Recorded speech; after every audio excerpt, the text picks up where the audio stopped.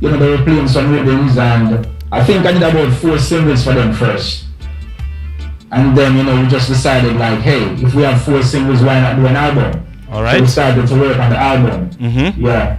And during the time that we were working on the album, it happened that Spectacular had like a few shows in France also. All right. But we invited them over to the studio, and you know, Spectacular and Irise, they have a long working relationship also. So he was at the studio, and you know, the vibe was there to play the rhythm, and the idea came up, and we just did it like that in a combination style. It was a good vibe, man. Good vibes. All right. All right. We have a couple of tracks. We've played a couple of tracks. We've played Handcut Boy. We've played Somebody, and also we have in line Cough featuring Young Trip in this track. Yeah, man. So before we get into that, maybe you could just talk to us a little bit about your journey, how you started this journey. Yeah, well, you know, this journey, we started this journey from a tender age, you know. All right. Because, yeah, we started out just by listening to a jukebox. I don't know what jukebox is. You know what a jukebox is? Yeah. Yeah, man. So, my dad used to have a jukebox at the house. So, I used to listen to a lot of music. I had access to a lot of records and stuff like that growing up as a kid. All right. You know?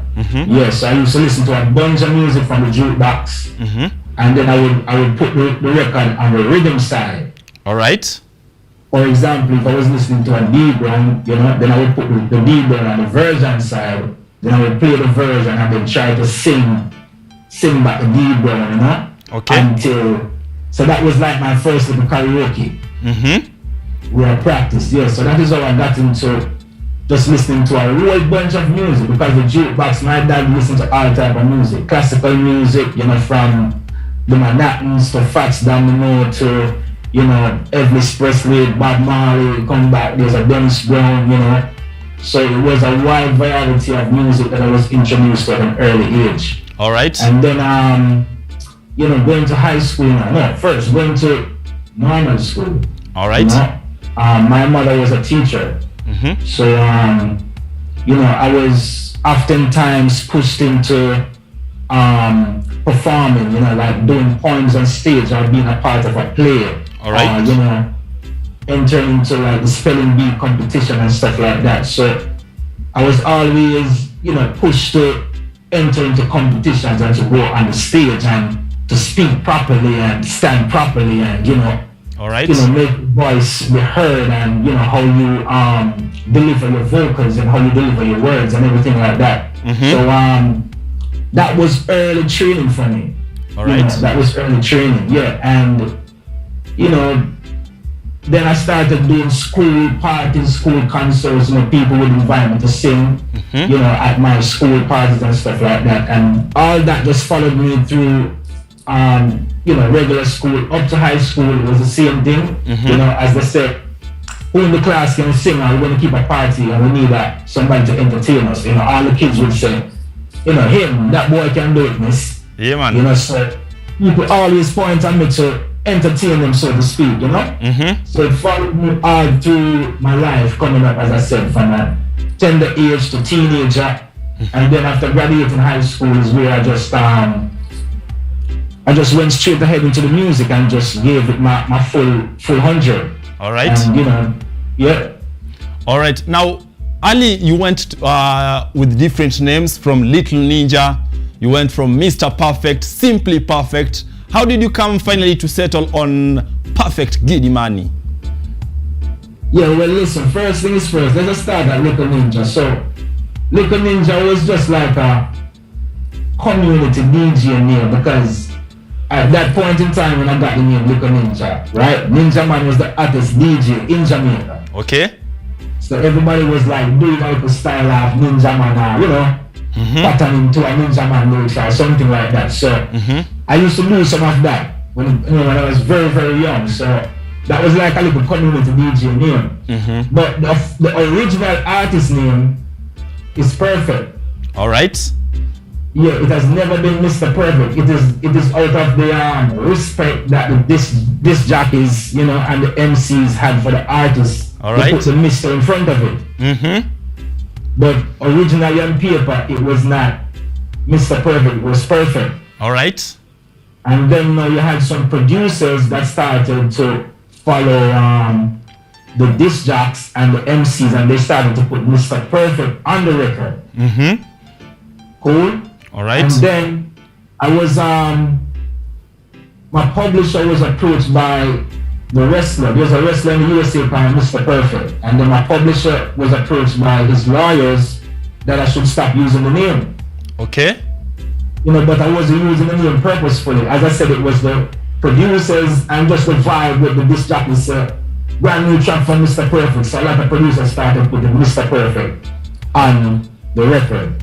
All right. So, you know, after the cease and desist request from the lawyers of the wrestler, Mr. Perfect in the US, I decided to stick to the original name Perfect, but yet still to add another word to it, just to make it more identical with the artist, so to speak. All right. You know what I'm saying? So, because, you know, if you should Google the word perfect, you'll find the perfect wedding, the perfect gift, the perfect, you know, vacation and stuff like that. So, the Giddimani is where I tag Giddimani to the perfect to make it be mine, original, stamp and seal. All right. Yeah? All right. Now we've played your track Handcut Boy. This is one of your favorite all-time songs. This is a track where when you come into Kenya, any reggae playing around, you can't miss this track on any reggae playlist. It's one of your favorite tracks. Now this track you released, you've talked about how you released it under pressure when you are visiting Bobby Digital Studio. Talk to me how this track really changed your musical journey, and what was the message behind the Handcut Boy? Well, first let's start with the message. Because you say, okay, so being a handcart boy is one of the lowest forms of domestic jobs that you can find on the island of Jamaica, yeah? Yeah, man. You know, people pretty much, you know, look down on the handcart boy because he's just there to bring, you know, load or whatever for the people in the marketplace, you know? So it's not a job that is respected. And I think it's pretty much the same all over the world for like people that, you know, peddle other people's goods within the streets, yeah? So you know, it's all about being a handcart boy, and yet still you are introduced to somebody who is not from that level of society, so to speak. All right. If you understand what I'm saying, because a handcart boy is what you would call, you know, the lowest level in society. You know what I'm saying? Yeah, man. Yeah, man. Being introduced to a girl from middle class society, so to speak, is not the norm. Yeah, man. Or having a relationship with somebody from the middle class society is not normal in society, so to speak. All right. So the song just goes to show that no matter the class or, you know, your religion or creed or whatever, love conquers everything. Yeah, man. Love does not know middle class, lower class, nor high class. Love, you know, it conquers everything, you know?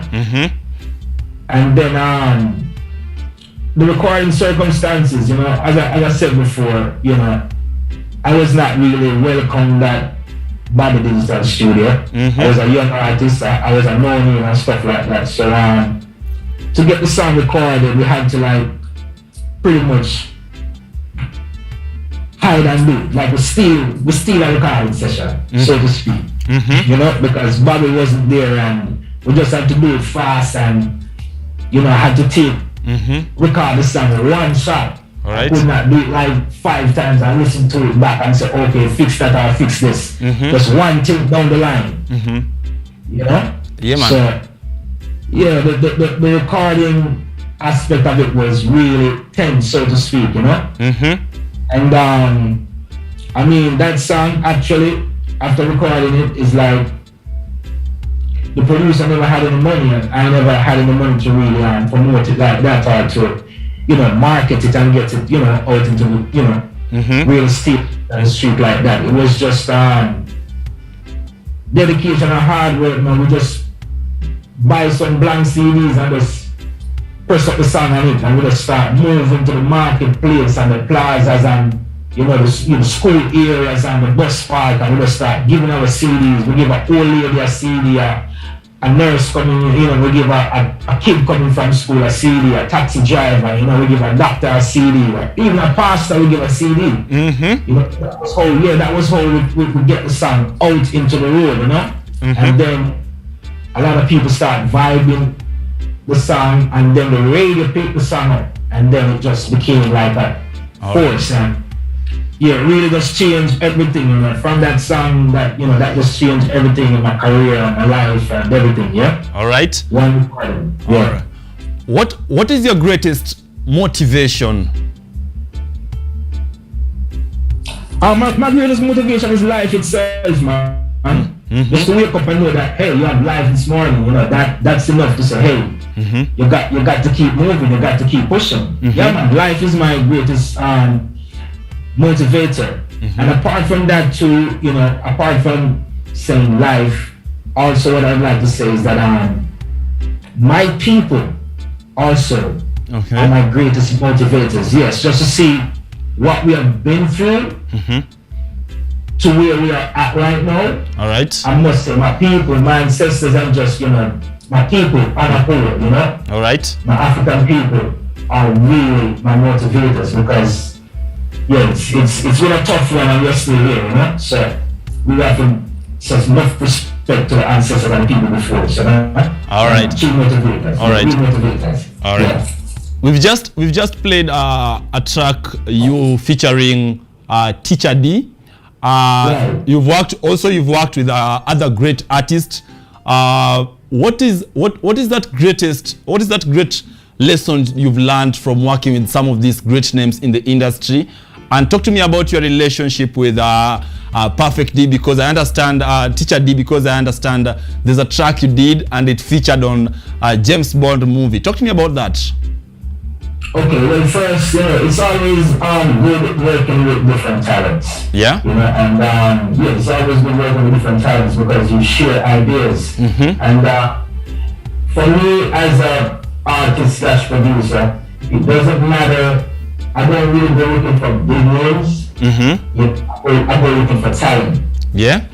I go looking for a song. Yeah. That is what makes a difference. You know, so whether you have a big name or a middle name or a no name, once you're talented, and I can identify that. Okay. That's one of the greatest things. Yeah. And next, well, like I said, you know, I produce. I have a label which is called Giddimani Records, and we started at the label in 2013 officially. I mean, I was producing before that, but I was producing on Chalice Palace Records, which is, you know, still the mother label, you know, for Giddimani Records.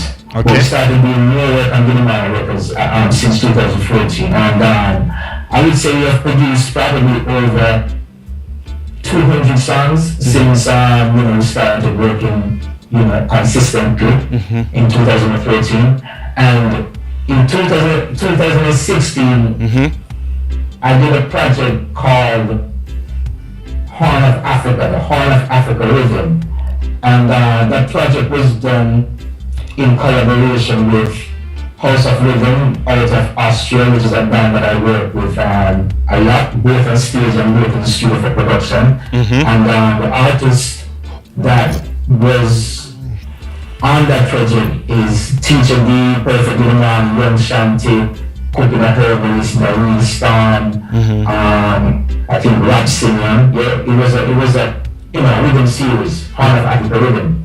So you know, that came out in 2016, beautiful project, you could check it out. Okay. And then in 2019 is when we were approached by MGM, which is the company that produces the James Bond films. You know? And we were approached by them to, they wanted to license the song to use it in the new film.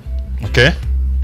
No Time to Die, the new James Bond film, No Time to Die, right? So we were approached in 2019 for that, but because of the pandemic, they held it back until 2021 of last year when No Time to Die was released. Yeah, but we did the deal since 2019 with the song, that's the part we could check it out, was featured in the movie. And man, it was, a very lucrative and successful deal, and it just goes to show that it doesn't matter the magnitude of how large a label is or how big an artist is, because pretty much Giddimani Records is it's an independent small label, and Teacher D pretty much is an artist that is not a big name artist, if you understand what I'm saying. All right. But we were able to do work together that was so good and so impressive that after releasing it, 3 years after, MGM knocked on our doors and James Bond, which is a classical movie, an all-time classical movie. I think it was very good that we were able to be a part of the film. Yeah. All right. Now, since you started Giddimani Records, where are you now musically, and how can you rate your growth? Yeah, well, I'm not really somebody who like to pat myself on the shoulder, so to speak, but I would say that as an independent label, and as the CEO of the label, I would say that we have improved in a lot of areas. There's still space for more growth, for the label. We have improved in advertising, in marketing and stuff like that. We have also improved in the way how we distribute. Okay. I should say. I don't think that is where we have really did well. In terms of distribution, we have been able to lap distribution properly. So, like I said, some improvement has been made, and there's definitely space for more improvement. But yeah. All right. Let's talk about the reggae space right now. How do you see the space if you compare it with 10 years ago? Okay, it's a beautiful time for the genre of reggae right now. Regardless of some of the negativities that we might see, occur from time to time. But I do think it's a beautiful time for this genre and for talents overall, because 10 years ago we never had a lot of these platforms, these social media platforms that we have right now. And if you use them in the right way, they're tools. They're pretty much tools for artists, if you look at it like that, if that's your thing. So if you really use them in the right way and consistently, I do think that they can make a difference to a lot of the talents that are out there right now. Like I said, it's a beautiful time for the genre, because the genre is more exposed. The genre is it's more easy to get in touch with the genre. So I think it's a good time. Yeah, it's a good time. All right. Good time for the music, man. Just have to keep pushing. All right. Talking about the growth of this space right now, every corner of the continent, we can see people producing authentic reggae music. Different artists in Africa rising, different artists in Europe. Just at the beginning of the year, we saw a Soulja, an American band, winning the Grammy Reggae Awards, which was really, people really talked about it. And also in Jamaica, also we see the sound is really changing in terms of the youths who are coming up, are trying just to blend and bring a different vibe in it. What's your observation about these different trends that are coming in reggae, or just music is music? What's your observation on your side? Well, hey, you know what? The youths are the youths, and the youths will always tend to experiment. Because if you check it, if you should go back to the history of reggae, right? Reggae was coming from, I think it was Mentor, and then Ska, Mentor, Ska, Rocksteady, and then Reggae. And all those, between all those different little genres right there, they experimented. They experimented with Mentor, and they got Ska. Okay. Experimented with Ska, and they got Rocksteady. Experimented with Rocksteady, and they got Reggae. Experimented with Reggae, and they got Dancehall. Now these new kids, they're experimenting with dancehall, and they're coming up with another song. Some of them call it trap dancehall, hip hop dancehall, Afro dancehall. It all depends on the elements that you mix with the dancehall, Some of them call it, most of them reggaeton.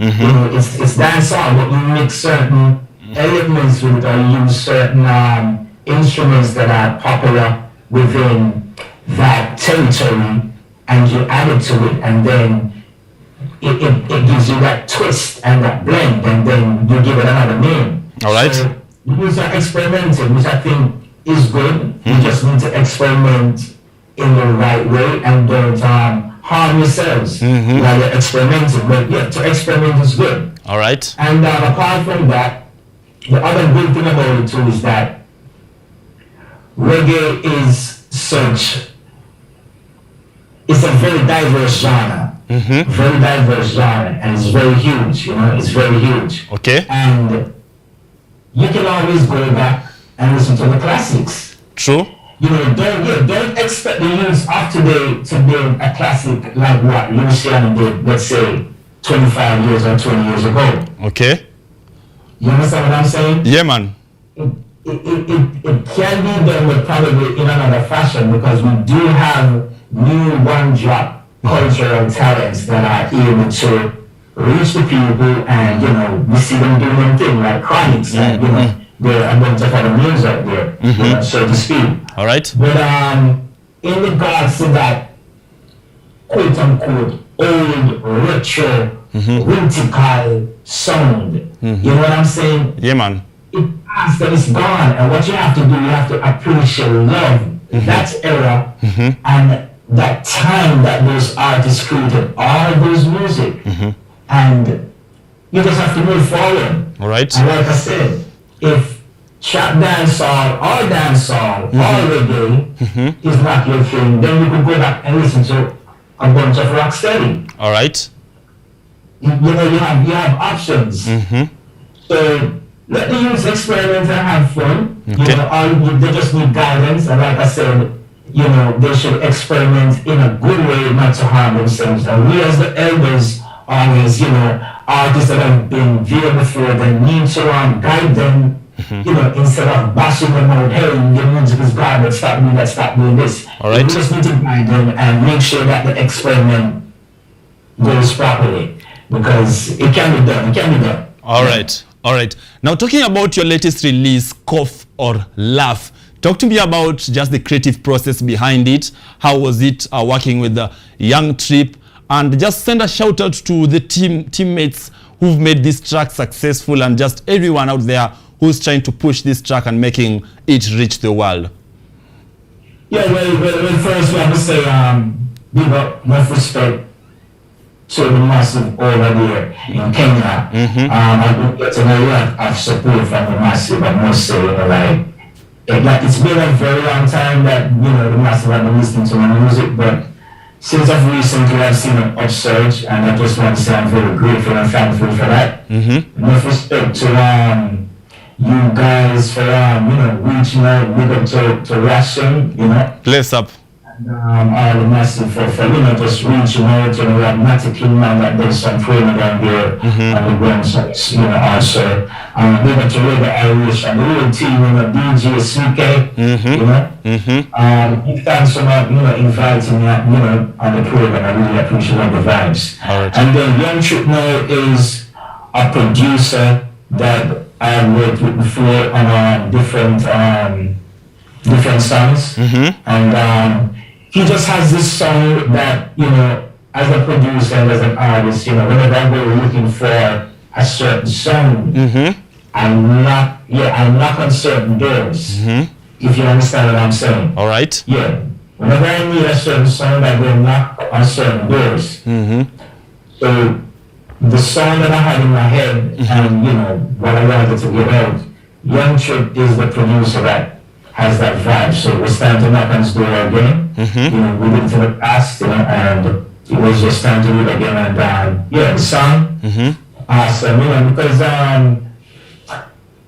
you know, try to put a little humor into the song sometimes, because some of the songs sometimes tend to get too serious, which is good, you know, because life is not all about laughing or, you know, having fun every day, but it's also not about being serious every day either. All right. You know, so, yeah, that's kind of blend sometimes, trying to put a little humor to it, you know. All right. The message, yeah, all right. Over there. All right. COVID came and it went, or it may have just simmered down a little bit. How was the experience during this time? I understand you did a concert, a Tico live reggae concert. So far, how is everything opening up in Jamaica or in Miami?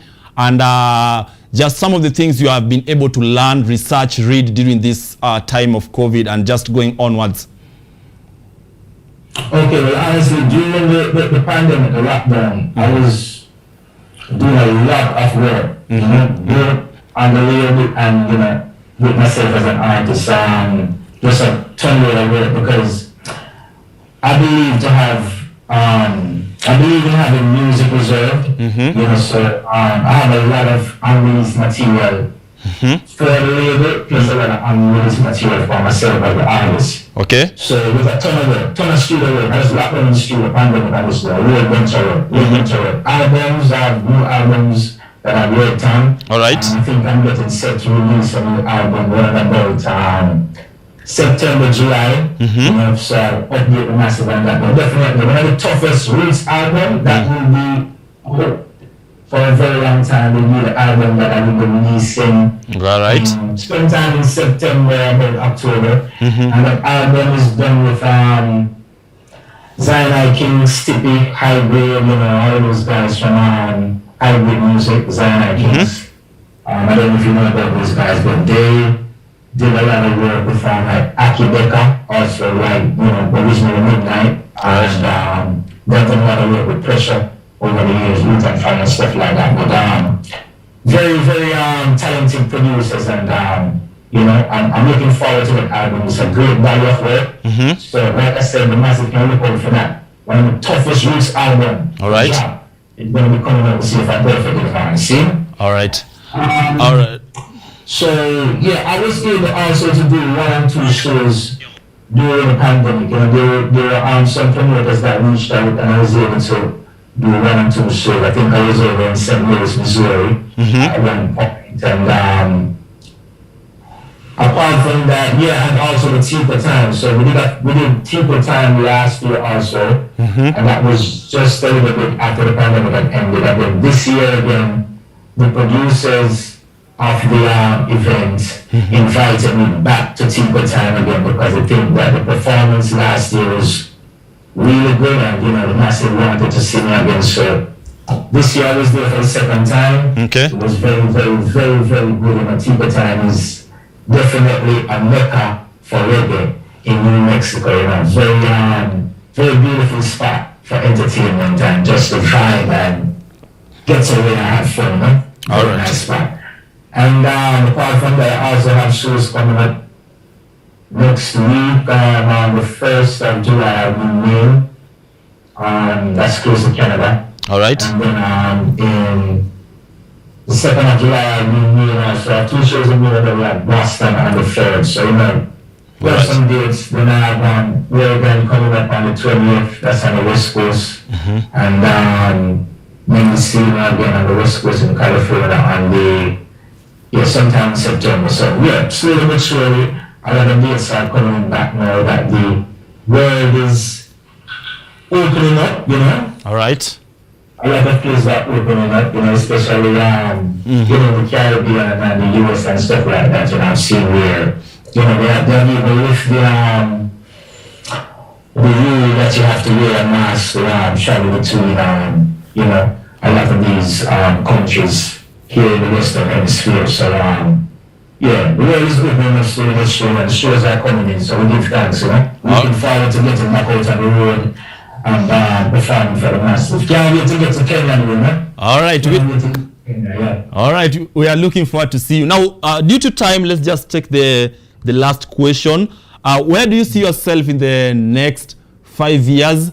And just any last words to the fans, your people, how they can get your music? And the last thing, one fun fact about Perfect Giddimani. All right. Well, the first question, where do I see myself in the next 5 years? Well, honestly, I'm not. I don't have a crystal ball, yeah. All right. I'm not a fortune teller, but I do know that what you do today determines that will be what is going to spring off or lead off into tomorrow and the years to come. Okay. So we start putting in the work right now and just to see how it peels off and see how it grows, you know? All right. But it starts now, you know? All right. It starts now. It starts right now. Fun fact about Perfect Giddimani. Fun fact. A fun fact. You've given it a lot of thought. yeah, fun fact. All right. All right, Giddimani. All right, Giddimani. Give us the last parting shots because of time. Last message. Yeah, the last message to the massive now is enough respect, like I said again, you know, respect yourselves out your people, you know, so the struggle continues, you know. All right. Babylon's a system and we are living in, so respect yourselves and, you know, try to spread more love and, you know, more share more and care more, you know. All right. And I will just the message soon. One love, Rastafari, bless and protect you all, man. Give thanks, give thanks, Perfect. Give thanks, Perfect Giddimani. We're looking forward to see you in Kenya. Much respect. Next time, make sure you have our fun fact in order. Give thanks, Perfect Giddimani. Bless up. Respect, brother. Honor. All right. Rastafari. Give thanks.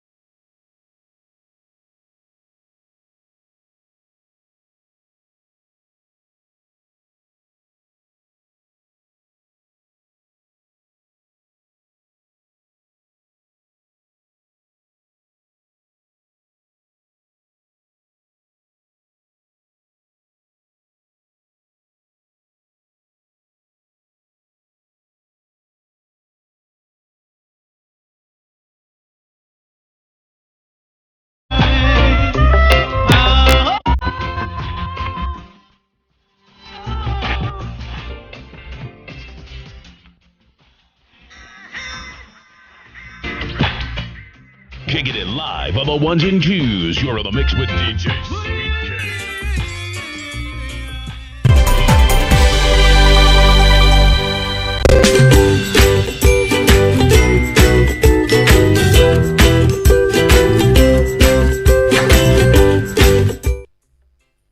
Driving and riding without incidences on the road is such an amazing experience. But do you know while many road traffic crashes are avoidable, human behavior continues to be the leading cause. Speeding, lane indiscipline, drunk driving, distracted driving, failure to wear a helmet, and failure to use available pedestrian ways have been flagged by NTSA as the fatal 6 behaviors likely to lead to a fatal crash and serious injuries. As part of the Usalama Barabarani campaign, we request all road users to prevent these fatal 6 behaviors for their own safety and that of others. When driving, ensure your speed is within the stipulated limits, the road ahead is clear before overtaking. Stick to your lane, keep left unless carefully overtaking. You're well rested if driving on long distances, and you never drink and drive. Usalama Barabarani starts with you. Fika Salama. This message is brought to you by the National Transport and Safety Authority and the European Union. Hello everyone, this is the new chapter of Let's Be Fit. I'll be host DiCaplo. I'm here to give you various workouts. I'll be having different trainers. We'll have Zumba classes, we'll have aerobics classes, we'll have box exercise.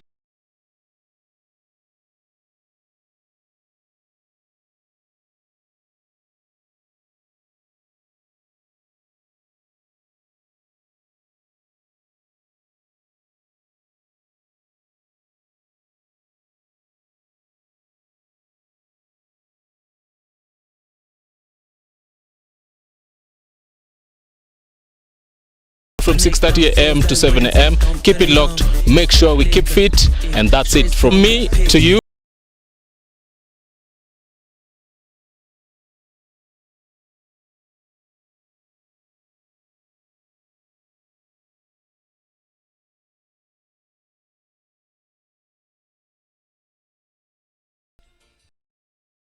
Somebody's got